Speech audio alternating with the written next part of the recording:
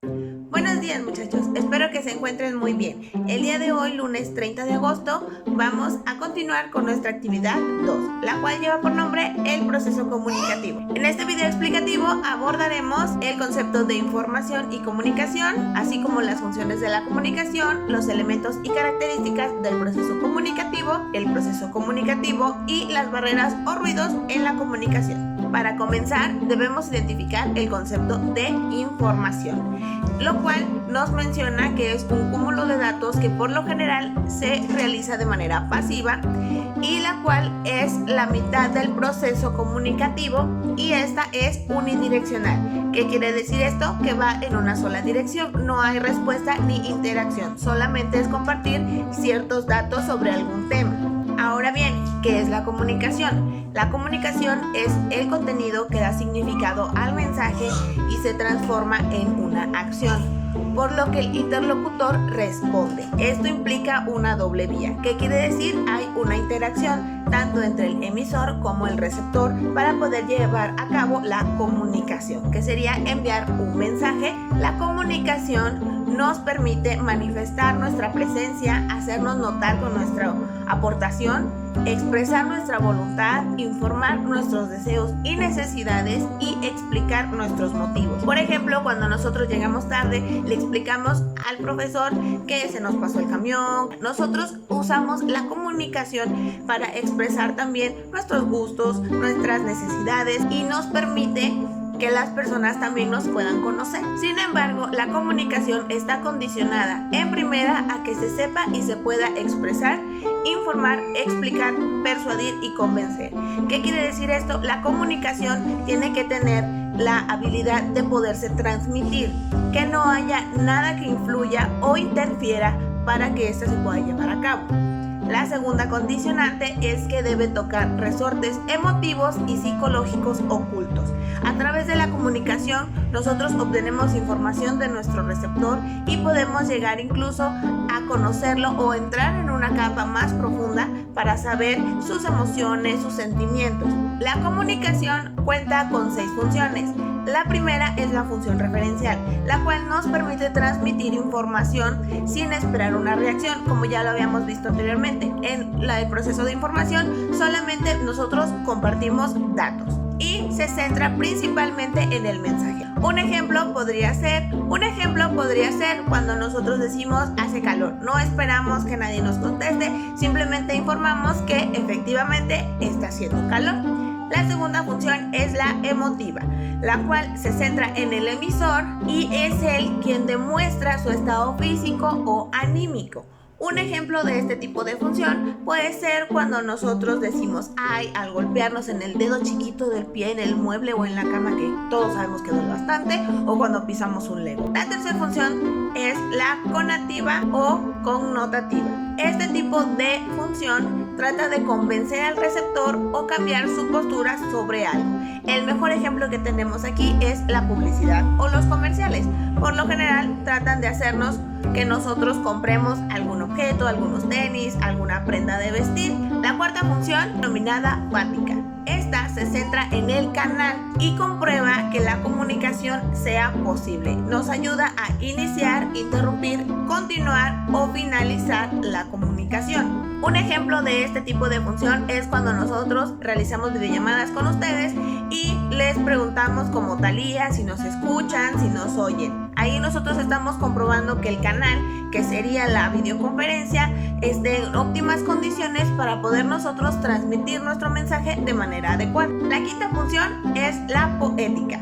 Esta se centra más en el mensaje y se basa en su forma y no en su contenido. Aquí se basa más en la estética. Ustedes que ya llevaron literatura, la literatura cuenta mucho con esta función, por ejemplo, en la creación de poemas, ya que nosotros nos centramos en que lo que vamos a decir se vea bonito más que lo que nosotros digamos sea algo bonito. Por ejemplo, las canciones de Ricardo Arjona. Por último, tenemos la función metalingüística. Aquí se encarga de hacer alguna aclaración sobre el código o la manera de entender y descifrar el mensaje, y puede ser de manera apelativa o interrogativa. Un ejemplo puede ser cuando nosotros buscamos alguna palabra que no entendemos en alguna lectura que acabamos de realizar para poder comprender de manera correcta el mensaje. A través del entendimiento personal que nos brinda la comunicación, podemos trabajar con la ventana de Johari, la cual se integra por 4 cuadrantes principales. La primera, la cual es el área pública, en donde se integra lo que yo conozco sobre mí y lo que también conocen los demás sobre mí. El siguiente cuadrante es el área ciega. Aquí se integra todo lo que conocen los demás sobre mí y yo no conozco. Se encuentra el tercer cuadrante, que es el área oculta, donde lo que conozco de mí no lo conocen los demás y no lo comparto. Son ciertos aspectos que tengo solamente para mí. Y por último tenemos el área desconocida. En esta área ni los demás ni yo conocen cosas sobre mí. Es importante llevar un buen balance de estos 4 cuadrantes.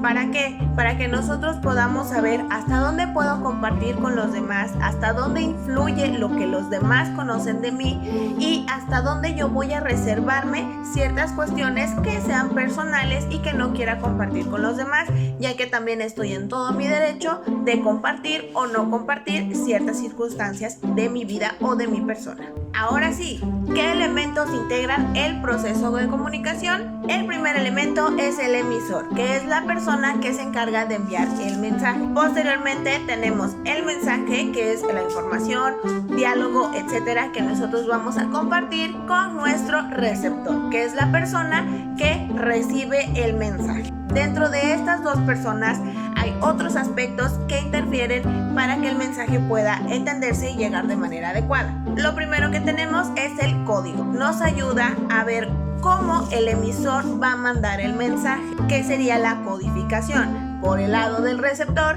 tenemos también el código, que sería la decodificación.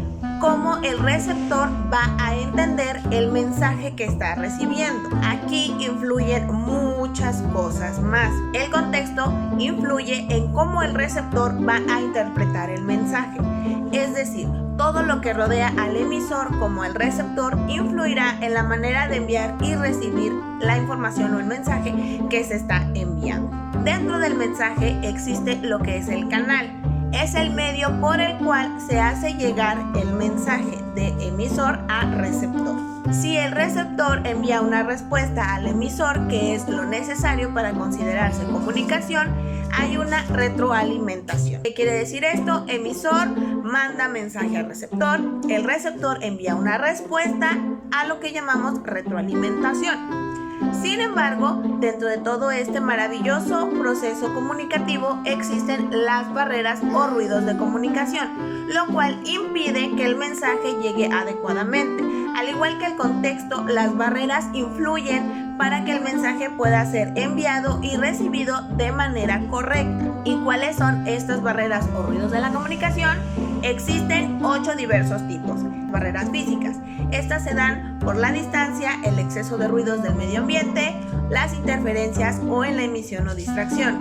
Todos hemos tenido al mismo señor pasando, el panadero con el pan, que venden el gas, que se compra fierro viejo, que la criatura está risi mientras está uno grabando los videos. Todos esos son barreras físicas. La siguiente barrera es la fisiológica. Aquí son afectaciones orgánicas que interfieren en que la comunicación se lleve a cabo. ¿Cuáles pueden ser ejemplos? Problemas visuales, problemas auditivos, otro obstáculo que pueda impedir la comunicación, pero que sea algo que no se pueda controlar. Continuamos con las barreras filosóficas. Son todas aquellas que resultan de las diferentes formas de comprender o interpretar las situaciones a las que el receptor o el emisor se enfrenta.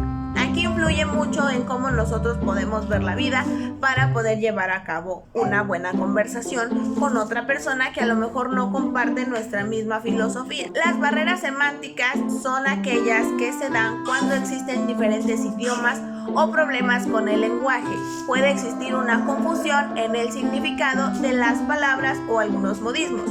Por ejemplo, las personas del sur no tienen la misma terminología que las personas del norte. Ahí podría haber una barrera semántica para poder comprender efectivamente un mensaje. Las barreras culturales se dan cuando se tienen diferentes costumbres, religión o posturas ante la vida, lo cual nos impide que nosotros podamos concordar y entender adecuadamente el mensaje. Existen las barreras ideológicas. Estas se dan cuando se presentan distintas posturas ideológicas que no permiten escuchar ni comprender al interlocutor.